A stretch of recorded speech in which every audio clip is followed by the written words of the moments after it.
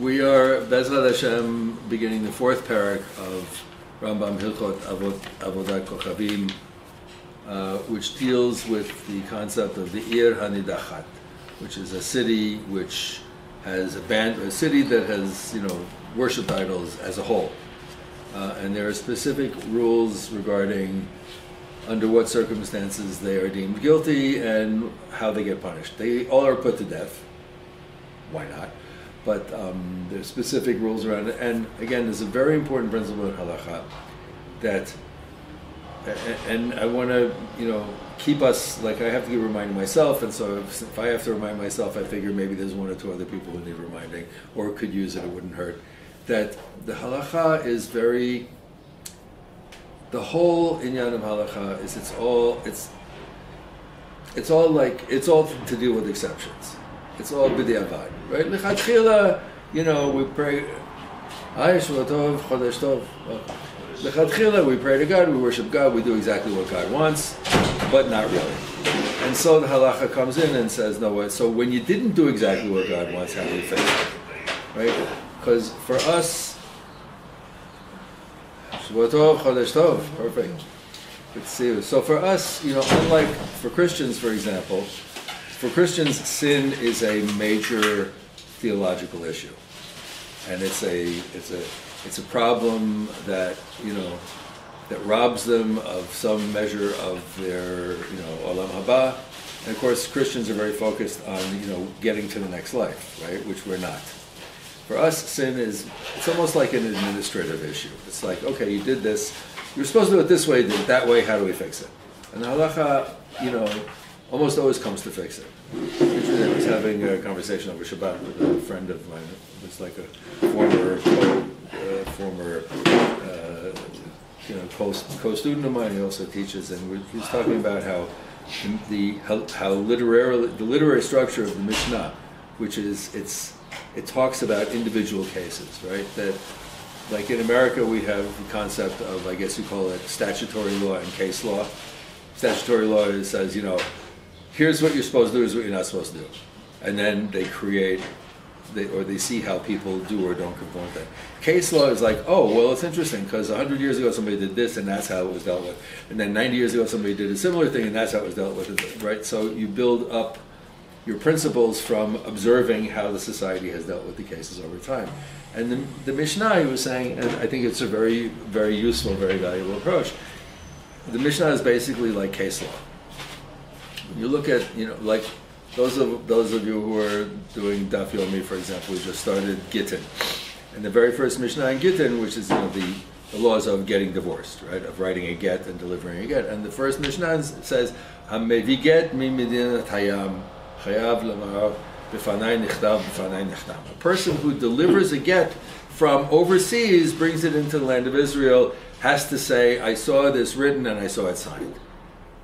So, right away, like when a get is, God forbid it's not a good thing, but it happens. When a get is delivered, how do you do it? The husband and wife come and they sit in front of a Beit Din. The sofer is there. The husband says, I'm divorcing my wife, and here's my name, is my wife's name. The sofer writes, George divorces Martha in Brooklyn, New York on the 14th of July, boom, in front of the Beit Din, Hakol Yashav HaKayam, the witnesses sign it, and the document is immediately handed to the wife, and she's divorced. The minute it comes into her hand, she's divorced. Okay? That's the quote-unquote the way it's done. And so the Mishnah says, if it's not done that way, every single aspect of it becomes a variable which may affect the outcome, and then each variable interacts with every other variable, right? So the husband's not handing it to the wife; he's designating somebody to deliver it. What qualifications does this person need to fulfill in order to be kosher to deliver the get? It's not being written in front of the Beit Din, and it's not being witnessed in front of the Beit Din, and the witnesses who witness the signing are not the ones who are handing it over to the wife to make her divorced. So what are the qualifications that are required for the writing itself to be kosher? What are the qualifications for the witnesses to be kosher? And if the witnesses are not the ones who are delivering it, now we got a big problem. Because typically you need witnesses for a kosher transaction to be made kosher, right? But the witnesses are over there in Pombedita with George, and Martha is here in Jerusalem, And they're not getting on a camel and riding all the way over here just to deliver the get. They're going to send, there's some guy who's a businessman who's going back and forth. Right? So all of these things are, the world is complicated. And the halacha is complicated. And so one of the principles that Chazal bring up over and over and over again is that the Torah has Darcheha Darchei Noam, the Torah's ways are pleasant, and the Torah has Rahmanas on us, and does not want to punish unnecessarily. Then we take another step, which is Chazal say, well, it's one thing when God says to Moshe, take this person out and stone them to death. God's not talking to us. So we don't want to take the chance of getting that wrong, of making something extra, strict, of an extra stringent ruling or an extra harsh punishment, and then maybe it wasn't right. And so we will see, and we've seen it over and over again in the more strict or harsh types of punishments, that Rambam goes very, very consistently to whittle down the applicability of the worst types of punishment, right? So remember we saw the Megadef, the blasphemer. In order for them to be taken out and stoned to death, you have to have all these witnesses, and they have to say, if you say this in such and such a time, such a place, in such a way, according to this pasuk, you will get exactly this punishment, and this is the way it plays. So all these conditions need to be fulfilled in order for the most stringent punishments to be applied. I want to also suggest an approach to the overall notion of idol worship. This is, since you're stuck with me here, you're going to listen to my new chidush on the concept of Shabbat. Okay, Shabbat enters the cosmos at the end of the story of creation, first parak in Bereshit, right? And God saw, Elohim saw all that God had made, and behold, it was very good, and it was evening, it was morning, the sixth day. And then comes Shabbat, which is like the capstone to creation. God declares the work of creation not only completed, but it's successful, right? It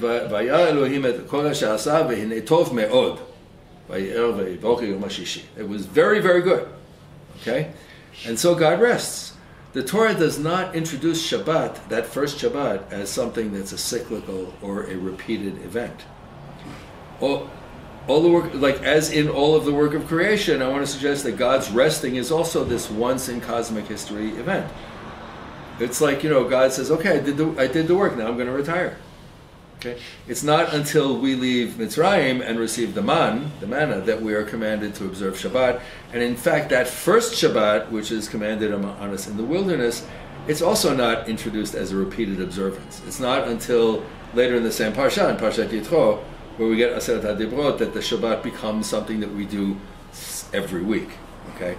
But that first Shabbat, our first Shabbat, just like God's first Shabbat, is introduced as, now you're going to rest.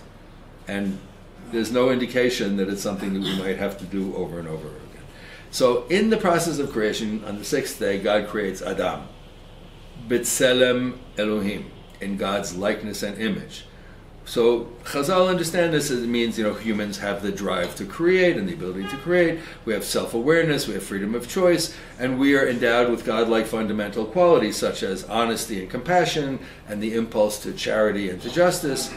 And Rambam, I think, would say that, as we saw in Hilchot Avodat, that these qualities are distributed among the human population. And they're apportioned and received differently in different settings throughout the various, winding paths of history. There are notable pairs of humans, such as Adam and Eve, and Cain and Abel, and Shem and Canaan, right, the son and grandson of Noach, and they become inflection points for all of human history. But there's never a divine plan that says that any individual person should be righteous or wicked. And note also that Rambam does not view human character traits the same way that he does if you remember, the four elements and what's called the four humors that we had from Hilchot Yesodei Torah, right, in the creation, right? There's earth, air, fire, and water. And he says that in the sublunar sphere, where we live, everything is composed of some mixture of all four of those, right? And if you see a cup of water, you say, but that's all water. He says it's because the earth, air, and fire that are part of that composition are in such small amounts that we don't perceive it, but they're there, right? Similarly, each human being has, according to the medical theory of the time, has the four humors, right? Wet, dry, hot, and cold. And when they're in balance, we're well, and when they get out of balance, we get sick. The Rambam does not say that all of the human traits exist within each human being. He says explicitly that, some people have an inclination to this, some to that, and some people will take on a trait that they see other people doing, and they say, oh, maybe that would be a cool thing for me to do too. Okay. So what follows here now, my read on Bereshit, which I think which feeds into what we're learning here in Avodat Kochavim. This is silver. It's not Rambam, but I propose it's a useful working model, and I also submit that it is consistent with Rambam's theology. Right? I have a question. Please. The four quote elements. The Greeks used the same terminology. Yes. Did the Greeks get it from us, or Rambam? I think it's involved in no. Rambam took over a lot of Greek thought, lock, stock, and barrel. Okay. We will, Bezrat Hashem, I think it's very useful to us. After Bezrat Hashem, we finish the Sefer Mad'a, which is going to take us a while. I would like us to consider learning Rambam, what's called Shmona Prakim, which is his introduction to his commentary on Pirkei Avot. Shmona Prakim is basically Aristotle translated into Arabic and from Arabic into Hebrew. Okay, so these ideas, I would say that the historical reality as we understand it now is that we got these from the Greeks by way of the Arabs. Okay, in the early days of Christianity, Greek, in Byzantium, the Byzantine area of influence, which comprised the Greeks at the time, Greek thought was considered what's the word of it? Heathenism, right? And so the Greeks who didn't convert to Christianity were kind of encouraged to leave the Byzantine Empire, and they moved almost all of them into the Arabic-speaking world, which was not yet the Muslim world. Okay, I'm talking I guess the 4th century, right? They brought with them Greek thought, and there were also Christians living in the Arabic-speaking world who the Byzantines considered heretics. So Nestorian Christians, I guess, or whatever. I'm not really expert on all of the differences of why this one's a heretic and that one's not, but. So a lot of the Greek thought Greek texts were translated into different versions of what's called Syriac, which is related to Aramaic, and then later on in the world of Islam, around the year late 700s, around the year 800, Baghdad became the intellectual center of the world, and they decided they were going to translate all of Greek thought that they had their hands on into Arabic and start to study it, and so it became a really it was a major project, and it really changed the culture dramatically. And where was this again? In Baghdad. Oh, Baghdad. Yeah, so it's in the 1st century of Islam, or in the 2nd century of Islam, in the late 700s into the year around the year 800. Okay,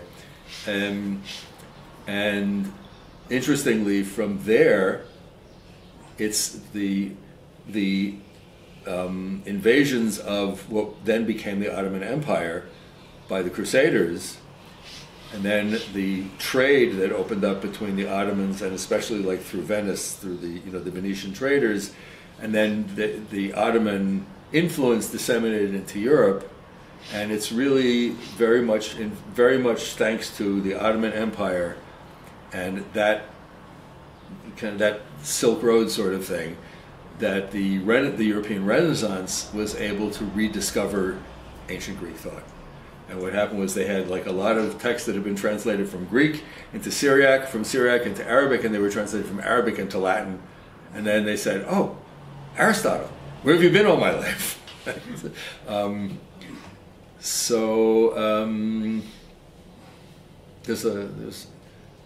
a real melting pot. So we use the word capstone twice in one page. It's bad stylistics. As the capstone of creation, God makes Adam and Chava. Okay, makes Adam. And Adam is the only element of creation that is not designated as Tov, as good. I would say that Adam is better than Tov, right? Adam is B'Tselem Elohim, in the image of God. God intends Adam, again, this is one way of reading it. I'm not saying it is deep shot, but I'm saying it works. God intends Adam to take over, to kind of take up the reins of the family business and keep the world running properly so that God can go into a happy retirement. The beginning of the second parak of Genesis, verse 5, says, and all the bushes or the trees of the field were not yet in the land, and the plantings of the field had not yet sprouted, because God had not yet sent rain upon the land, and there was no man to work the earth. Right? And then God took Lord God, because it's Hashem Elohim throughout the first parak of Bereshit, it's all Elohim. And then all of a sudden the name Yud Kei Vav Kei comes in the second parak, and it's Hashem Elohim. The whole second chapter is Hashem Elohim. Hashem Elohim took Adam and placed him in the Garden of Eden, La'avdo or L'shomro. So those two words can be translated in a number of ways.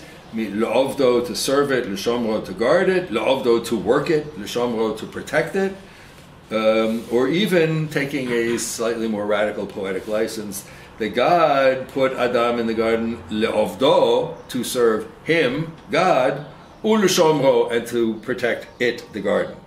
Like, how does Adam serve God? By protecting and taking care of God's creation, right? But however we read this verse, I want to suggest that God is putting Adam in charge of keeping the world in proper working order. So according to this reading, God's day of rest, it might be actually intended as a permanent retirement, right? The text says that the creation of heaven and earth and everything was completed, and God rested on the seventh day, and there's no indication that God said, I'm going to take one day off and come back, right? Adam's in charge, was empowered with the stamp of the Creator. When problems arise in the created world, God has to step in and correct course, right? And if you think that this approach is like radical, note that the Midrashic approach between, what fed into what is now the Kabbalistic and the Hasidic, for example, approach, and behind such, early important thinkers as Yehuda Halevi and the Ramban, basically it's the same, right? So the way I'm suggesting is that problems begin after God turns the running of the world over to human beings, right? The Midrash that Ramban picks up on, for example, there are cracks in the creation that appear on the fourth day when God creates the sun and the moon. We've mentioned this in the past, right? That the textual key is there's something that happens. It says God creates the two great lights, the greater light to rule the day and the lesser light to rule the night. And the Midrash says, wait a minute, if they're both great, why is one greater? And why is one lesser? You can't have, you said the two great, and the Midrash says, so they're equal. And now in the same sentence you're saying they're not equal. What's wrong? And the Midrash takes from these words that there's like a crack in creation. It radiates all the way up to Shemayim, and things that happen in Shemayim affect what happens on earth, and things that we do on earth affects what happens in Shemayim. And our job here on earth is to do a tikkun olam, which doesn't mean just feeding poor people and taking care of refugees. It means that all the mitzvot that we do, every time we do a mitzvah, there's some kind of magic radiation that goes up to Shemayim and helps to heal the crack. Okay, and this is where that whole notion, Kabbalistic notion of shvirat hakelim, the shattering of the vessels, comes from. Okay, another textual key is that when God creates the trees, right, and it says, eitz pri, a tree of fruit, and what happens is God says, let the earth bring forth eitz pri, and the earth brings forth eitz osei pri, a tree that makes fruit. And so as a Midrashic reading, this is because it says that later, after they eat the fruit, that God curses the earth for, or on behalf of, or because of Adam. This is a Midrashic reading that says the earth deserves to be cursed because it disobeyed. God said, bring forth eitz pri, bring forth a fruit tree, a tree fruit, a tree that is fruit. And the Midrash says that means that you could bite the wood of the tree and it would taste exactly the same as the fruit of the tree. And there's only one tree I think that applies to. I'm not a botanist, but pepper plant. The wood of the pepper plant tastes the same as the fruit of the pepper plant. So I think I want to suggest that on a very kind of, excessive poetic license perhaps, right? But there's a Gemara that says that you are not chayav for breaking your fast on Yom Kippur if you eat pepper. And so what immediately triggered in my mind when I read that was because that's the only plant that did exactly what God commanded. Right? Anyway, so, and then God realizes that it's not good for Adam to be alone. And so God sets up a series of encounters. It's like speed dating, right? Shadchanas, the first attempt at Shadchanas. God introduces Adam to all the animals, boom, one after the other, after the other, after the other, right? We don't know exactly what happened. They had coffee together, they went on a date, whatever it was. Adam can't find a suitable partner. Then God creates Chava, whom Adam recognizes as being one of his own species, right? Zot hapam, atzamatsamai, basabasai, right? Now you're talking, says Adam, because this is like me, my flesh, my bones, same. So then next chapter, Genesis 3, comes the serpent and Chava and the fruit and the end of paradise, not just for us, but really also for God. God manifests in some mysterious way in the garden, right? They heard a kol Elohim mitalech began, and it's not clear. People, my first reading of that was thinking like, oh, they heard the voice of God as God was strolling in the garden. But I think it's actually the kol that is mitalech. They heard God's voice somehow wending its way through the trees of the garden. However, whatever it is, it's something mysterious, and they hide. And God looks around and says, come out, wherever you are. And the sad story runs on until the line that began our Sefer here, which is the line that the Midrash and Rashi chose to read as, men began to profane the name of God.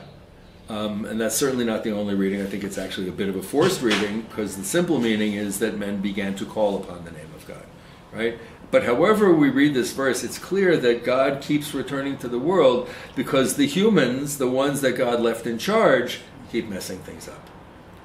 And now finally it's got to the point where we're actively calling on God to return, because we realize that we're helpless and we can't do it. So it's actually, I want to suggest it's almost like a positive evolutionary step, that we realize that there is a God somewhere and that we need that God because we can't do it on our own.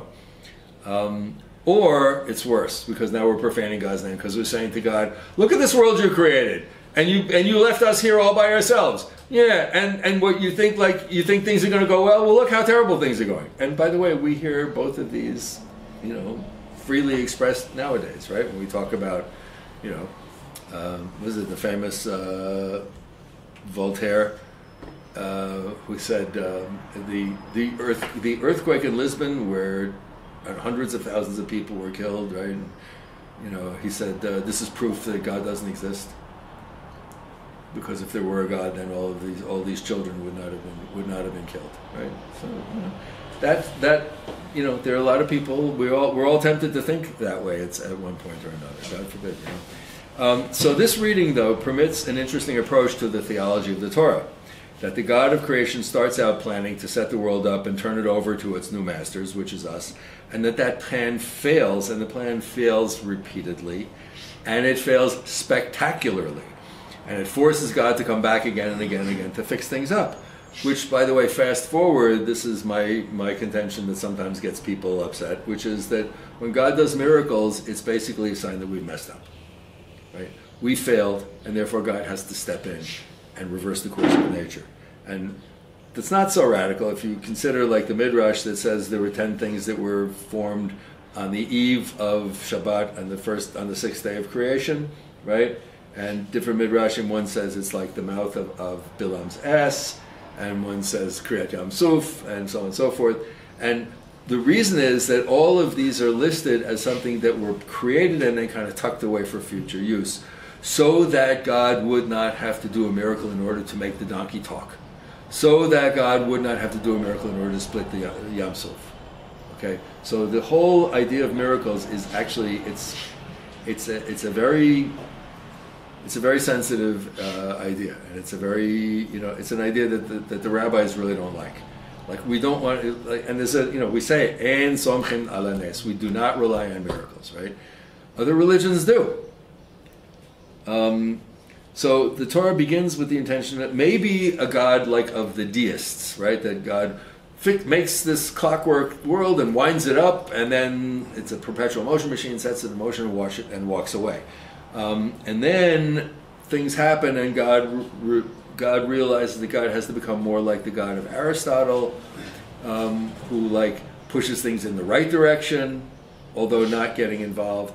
Or maybe then the God of Sadhya Gaon, and there's an interesting dig at Sadhya in Rambam, which I hope I remember to mention it when we get there, where God always has to tweak the world to make sure that things are running smoothly, right? Like Sadhya says, God creates the world merely as an act of will, that there's no emotion involved. It's not like I want to do good, I want to not. But once the world exists, then God looks at the world and says, this world needs good, and it needs chokhmah, and it needs proper guidance. And so whenever things are going wrong, God says, I have to figure out a way to make it work right. Okay?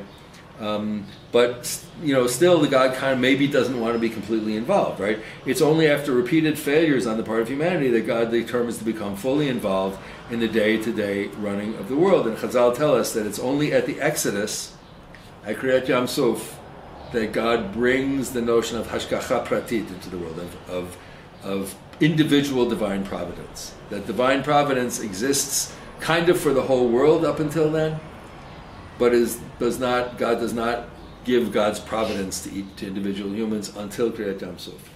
And this is because of God's promise to Abraham. In order for God to keep God's side of the covenant, there has to be some kind of a protective mechanism in place, which permits us, although it does not force us, to likewise keep our side of the covenant, which is to serve God by bringing justice into the world, establishing a properly functioning society, and by properly husbanding and caring for the land of Israel. Lo'ovdo u'l'shamro. And note that these activities are also the foundation of Rambam's whole view of the mitzvot and of society as based on the Torah. The purpose of the mitzvot is to train us to live properly. The first priority, chronologically, is to establish a just society. Because only a just and a properly functioning society enables each member of the society to live in optimal physical and mental well-being, free from want, free from danger. And once that's in place, then the mitzvot bring us to the higher purpose of spiritual training, intellectual training, to train us to pursue the knowledge and the connection to God. So, lest we think much of ourselves, note the commandment of Shabbat. Okay, we're going to finish with this. V'shamru b'nei Yisrael et Shabbat, lasot Shabbat l'otam, berit olam, ot hi le'olam. Shabbat's called an ot, right? And the word ot means, a sign.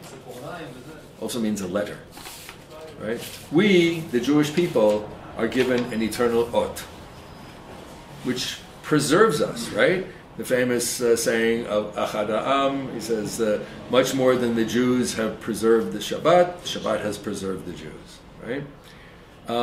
What's an ot? Okay, so this is like fundamental rule A, B, and C of biblical exegesis. And you can, if you want to be a Litvak, you can take it from the Gra, who says it explicitly. And if you want to be a Chassid, you can take it from Tzadok, I believe, who says it explicitly, right? That you want to know what a word means when you come across it in the text, you go back to the very first time it appears in the Torah. Okay? Extra credit. Anybody know where's the word ot appear for the first time in the Torah? In Shabbat, at Bereshit, ot hi le'olam. No. The first time it appears in the Torah. It's way before what we just read. Genesis chapter 4, verse 15, God places an ot on Cain. Cain says, I'm in trouble now, everybody's going to know me wherever I go, they're going to kill me. God gives Cain an ot. It is the sign of a protected criminal. On the one hand, it singles him out as like, yeah, we know who you are, but at the same time, it's like, no, God's protecting you. It is one who unknowingly sinned terribly against God, and now who realizes his sin, eternally seeks to return, all the while knowing that return is impossible. Right? Back to Inyana Deyoma, those that were learning Daf Yomi, learning Masechet Gittin, divorce, right?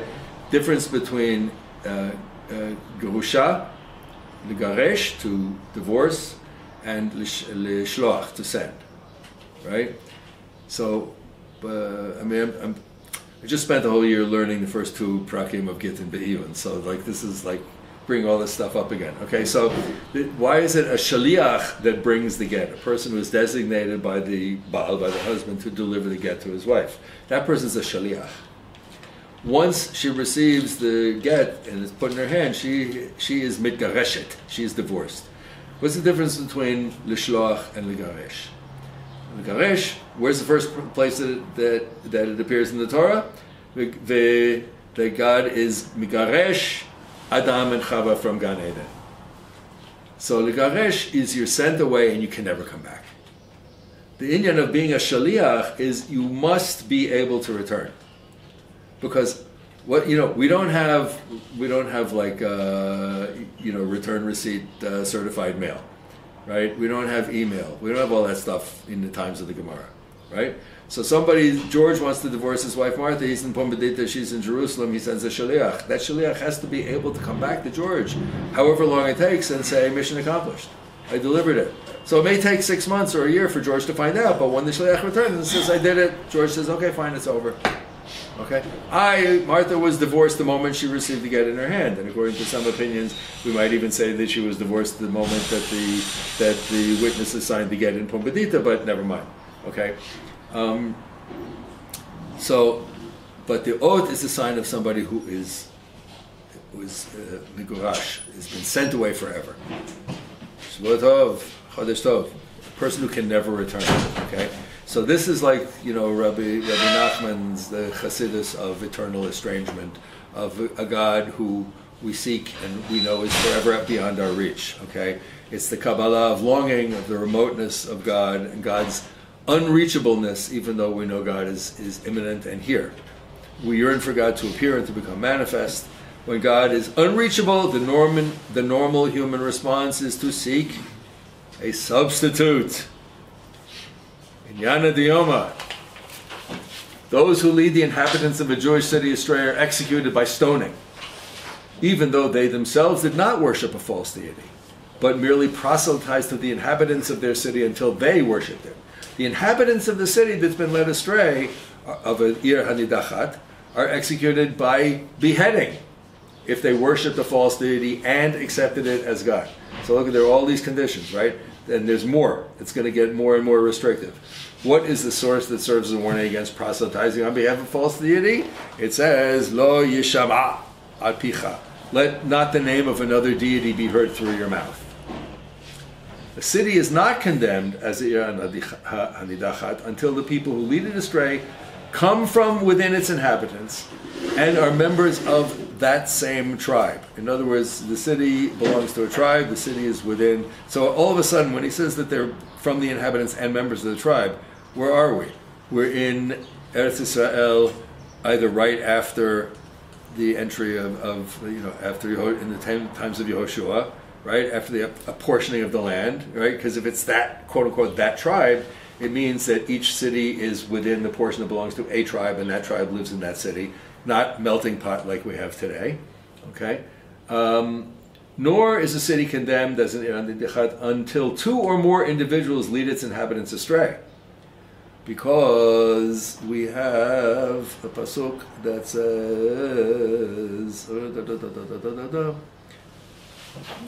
Vayadichu et yoshvei iram, and they led astray the inhabitants of their city. So Yadichu has to be at least two people.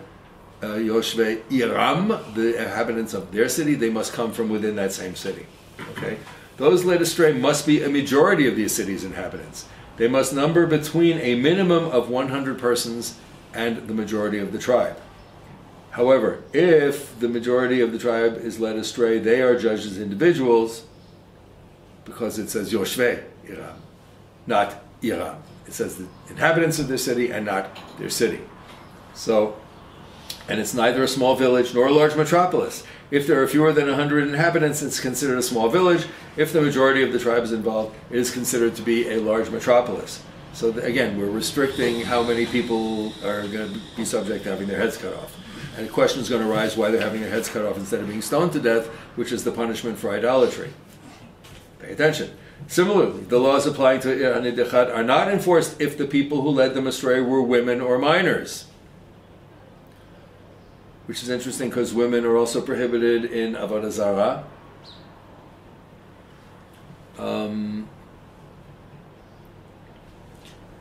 If they were led astray by a single individual, because it says vayadihu, and they will lead them astray. They are not punished if if a minority of the city were led astray, if they turned to idol worship on their own initiative, or if those who led them astray come from outside the city. So under all of these conditions, it doesn't mean that people will not be punished for idol worship if they do it, if they meet all the right conditions, but the whole city will not be subject to the law of NACHLAOT, which means everybody being killed and the city being destroyed and being plowed under, and you're never allowed to build on it again. It's okay. Instead, these violators would be considered individuals who worship false deities. All of those who worship thus are executed by stoning, and their estate is given to their heirs, like that of all others who are executed by the court. The laws of Ir HaNidachat are enforced only by a court of 71. Individuals are executed by the courts found at the various gates of every city, but a multitude can be executed only by the Sanhedrin Agadol, by the court of 71. None of the Arei Miklat, the cities of refuge, can ever be condemned as an Ir HaNidachat. And it's why? Because it's Shene'emar be'achat arecha, in one of your cities, right? And the Arei Miklat were not divided among the tribes. Okay, so we go back to, right, he said at the beginning, it has to be from within that city, and the city has to be inhabited by a tribe. The Arei Miklat, which were not specific, which are explicitly excluded from the tribal partitioning of the land. A border city is never condemned, so the Gentiles will not enter and destroy Eretz Yisrael. One court should not condemn three cities located next to each other. If the cities are separate from one another, meaning like there's other cities in between, then one court can condemn all three of them. So now we're talking about like cordon sanitaire. We're talking about having like a defensible border, right? Very important and very interesting that's, let's note that the halacha tries to take all of the practical considerations into account, right? A city is not condemned unless those who proselytize the inhabitants address them in the plural, saying, Nelech, let us go and worship.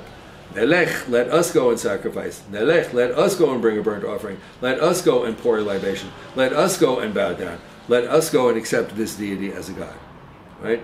Meaning, like, if even like the God forbid, right, the most important leaders of the city, the chief rabbi of the city, Chas Chalila, right, all of a sudden starts bowing down in front of this idol. And all of the followers of the rabbi say, Gebalt, if the rabbi's bowing down, I'm going to do it too. So they bow down. Is he guilty? Does he get stoned to death for idol worship? Maybe. Do they get stoned to death for idol worship? Probably not. Because remember, we've read, like, they're doing something to please him, right? Not necessarily accepting the idol as their god, right?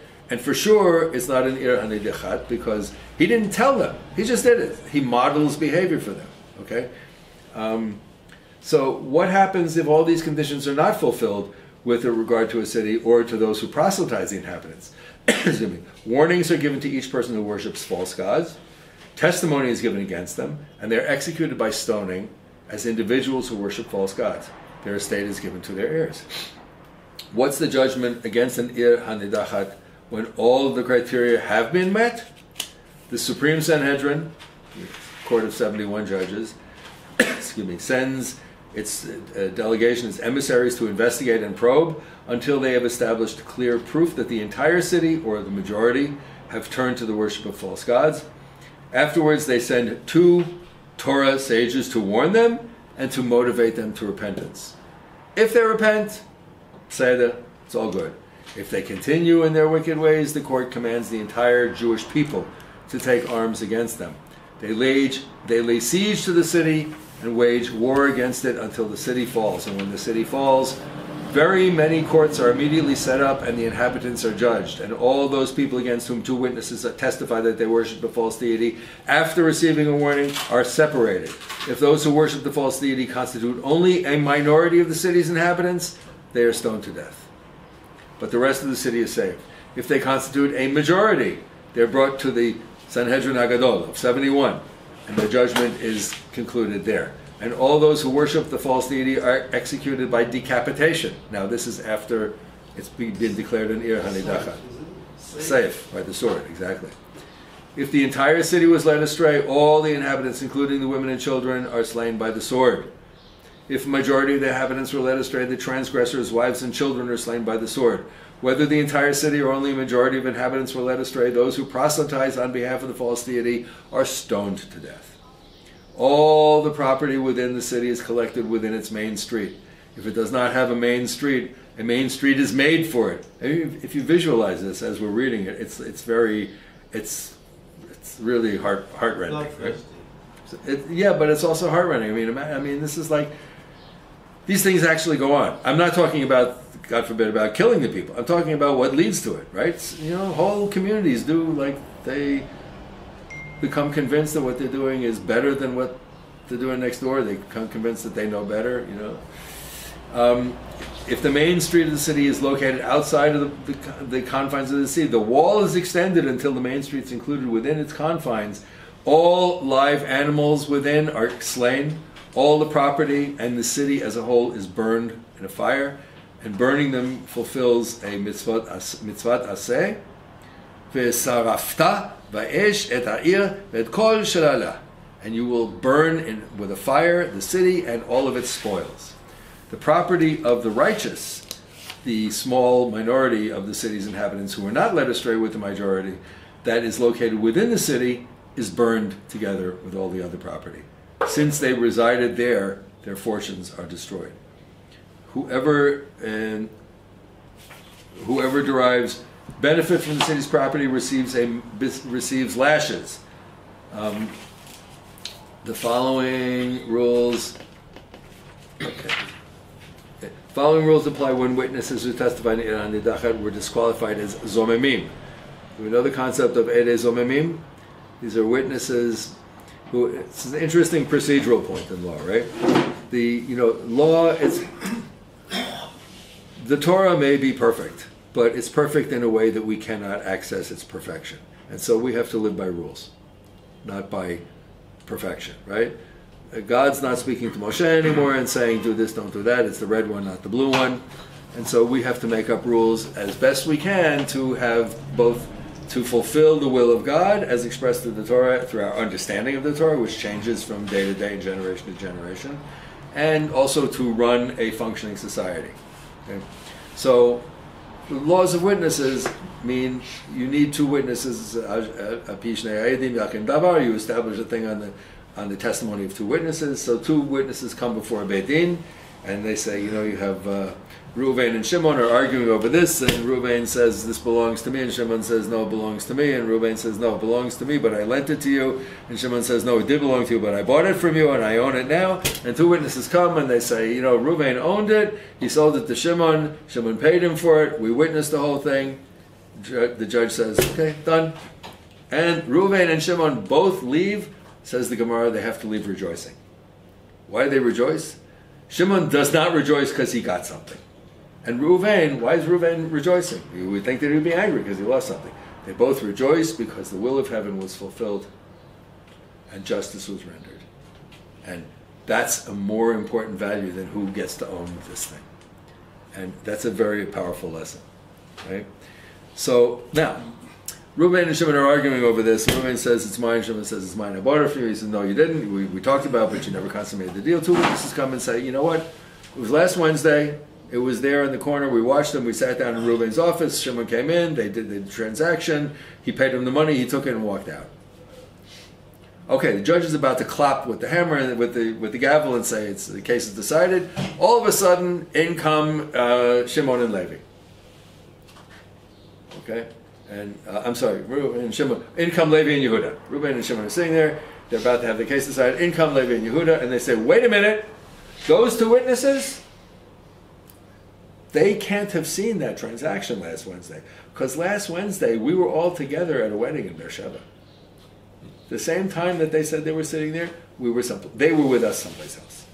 The judge says, boom, okay, that's it, case closed, Reuven gets to keep it. Now, what happens if 2 more witnesses come in and say that second pair of witnesses, they couldn't have been in the wedding in Beersheba last Wednesday because they were with us in Ashdod? No, the court draws a line. That's it.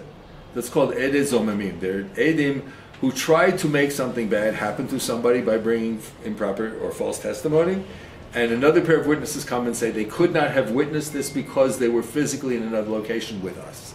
That's like this, the definition, okay? So, where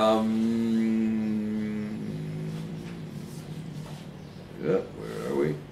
So, if witnesses testified in Nidachat and then they're disqualified as Edei Zomamim, whoever takes possession of any property is considered to have acquired it and may derive benefit from it, since the incriminating testimony and thus the judgment has been nullified. But why did they acquire it? Because each of the city's inhabitants gave up ownership of the property after the judgment was rendered. So an Nidachat may never be rebuilt, and a person who rebuilds it is punished by lashes. It is, however, permitted to make the land into gardens and orchards, because never being rebuilt means it should not be restored to its status as a city, but other use can be made of the land. The following laws apply to a caravan, which travels from place to place, passing through an Ir HaNidachat, and is led astray along with it. If they remained in the city for 30 days, they are executed by decapitation, and their property is condemned. If they were there for a lesser period, they are executed by stoning, and their property is given to their heirs. Right? So that 30 days in halacha is a period that changes a status from temporary to permanent. Right? If you rent a room, like you go somewhere, you rent an Airbnb for 2 weeks, you go into the apartment, it doesn't have a mezuzah, you're okay. If you're staying there for longer than 30 days, you have to put up a mezuzah. Okay. There are different, there are people, like if you have not, there's a halacha that if you haven't seen the kotel for 30 days, then you go and you see the kotel, you're supposed to rip kriya. There are certain brachot that you see somebody you haven't seen for 30 days, you can say Baruch Mechayim Eitim, or so people who are traveling through an Ir HaNidachat and they decide to hang out there for a while, if they're there for longer than 30 days, they're considered now they become part of the local population. And their punishment is the punishment that falls on the whole population. If it's less than 30 days, they are punished individually. Property belonging to the people of other cities that is stored or kept within the Ir HaNidachat is not burned, it's returned to its owners. This applies even when the inhabitants of the Ir HaNidachat accepted responsibility for it. The following rules apply to property belonging to the wicked, meaning to those who did participate in the idol worship, which was stored in other cities. If that property belonged to the wicked, those who were swayed to idol worship, but their property was stored in other cities. If that property was gathered together with the property of the Ir HaNidachat, then it's burned together with them. If not, it's not destroyed, but it is given to the heirs. If an animal which belongs partly to an inhabitant of the city and partly to a person living in another city, and it is found within the city, then it has to be destroyed. In contrast, batzek, dough, that belongs to partners, is not destroyed because it can be divided. You can't cut a donkey in half and send the kosher half to Chaim Yankel in another city, right? You cut it in half, that's the end of the donkey. But you can cut the dough in half. Okay? It is forbidden to benefit from an animal which belongs to an inhabitant of an Ir HaNidachat and which was slaughtered, just as it's forbidden to derive benefit from an ox which was condemned and was stoned and slaughtered. We are permitted to benefit from the hair of men and women. However, a wig is considered part of its nechasim, of its goods, and is therefore forbidden. So we can shave their heads and use the hair to stuff mattresses, but we can't make a wig out of it. What's the difference in a wig and a mattress? We're getting benefit from both, right? Yes.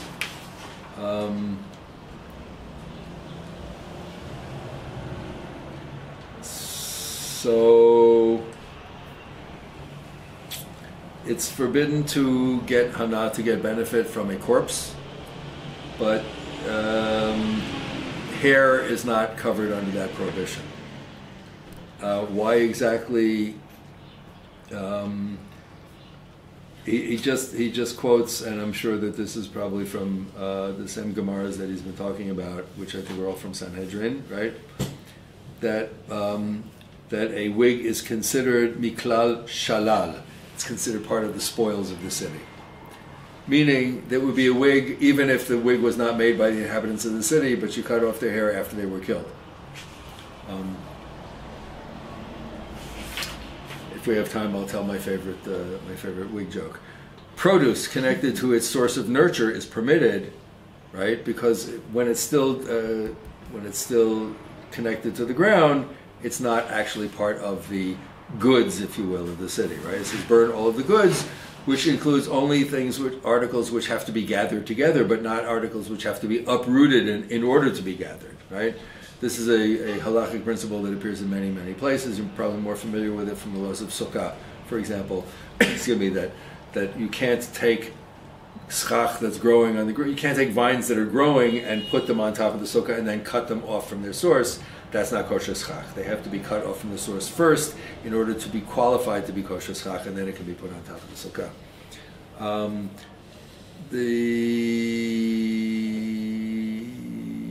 Needless to say, the trees of the city are permitted and are inherited by the heirs. Trees occupy a very, very special place in halacha, and trees actually occupy a very special place in general in the property laws of the ancient world. There's a very clear, very well presented discussion in the Chama Leibovitz about when Avraham goes and buys the fields, the Ephron, and it says that it says in the Psukim that it specified the field and its boundaries and its trees. And she goes into this whole discussion of different, historical and archaeological finds that show how the trees were considered, that they had a very special, unique status in terms of designating ownership, designating boundaries. The following rules apply to firstborn animals and to animal tithes found within the Iran Nidachat. Those that are unblemished are considered animals consecrated to be sacrificed and must die. Those that are blemished are considered to be part of its animals and are slain with them. The following applies to Truma, which is present within the city. If it's already been given to a Kohen, it should be allowed to rot, because it's considered the Kohen's private property. If it's still in the possession of a non-Kohen Israelite, it should be given to a Kohen in another city, because it's considered to be the property of Shamayim. Its consecrated nature extends to its actual substance. Maser Sheni, the money that's used to redeem the second tithe, and the sacred writings in it must be entombed. You don't burn, if you find Sifrei Torah and Dechat, you don't burn them, God forbid, you bury them. Anyone who administers the judgment of an Dechat is considered as if he offered a burnt offering, a Korban Ola, one that's consumed entirely by flame. And as it says, that such action diverts divine wrath from the Jews, as it says, God's anger will be allayed, and it brings them blessing and mercy, as it says, and he will grant you mercy and will deal mercifully with you and make you flourish. Where does this all? Where does this come from? Why, when we, God forbid, first of all, the Gemara, there's a discussion in the Gemara about there are 3 things that are discussed in the Gemara that, and one very strong opinion in the Gemara says never ever happened and never will happen. One of them is Ir HaNidachat, a city that completely went over to idol worship and was destroyed. Another is what's called Zaken Mamre, which is like a member of the Sanhedrin who then all of a sudden rebels against the Sanhedrin and says, these guys are idiots, they don't know anything, I'm the only one here who knows the Torah, and goes out and starts giving all of his own psak against the rulings of the Sanhedrin. And the third is Ben Sorer More, the stubborn, rebellious child, who is also stoned to death. There's another thing that is said never ever happened, which is tsarat of houses, which is called leprosy, even though it's not what we call leprosy, but it's like the whitening or the discoloring of the skin, and also this kind of, it's like ovesh, right? It gets in between all the stones and everything. But just my own frame of reference is why the inhabitants of the Iran Dechat are have their heads cut off with the sword. And so that whole introductory section that I talked about was like what happens when we feel that God has abandoned us. It's a human response to look for God somewhere else. And what's the first time that that happens? Is the Chet HaEgel, is the golden calf, right? Where people say, we needed a leader, God sent us Moshe, Moshe is gone, the only person that can replace Moshe, the only thing that can replace Moshe is God, but God's gone, so without God, without Moshe, what do? Let's make a new God. And they make a new God, right? And then Moshe comes down from the mountain and says, what's going on? Really? Right? Fascinating. The people do not say to Aaron, you're second in command, we're now promoting you to first in command, lead us. They say, we need a God. So they have a very clear sense, I think, of being abandoned, not just by Moshe, their leader, their human leader, but also by God. And so they replace both with, they make Aaron kind of like the Mesharet, the servant of the new God, just as Moshe was the servant of the old God, right? They said, Aaron, make us a new God. So they make the golden calf. And what happens? Moshe comes down from the mountain, and he calls to the Levi'im, and he says, go kill everybody. And they take their swords, and they go through the camp, and they kill 3,000 people, which we don't know who they were.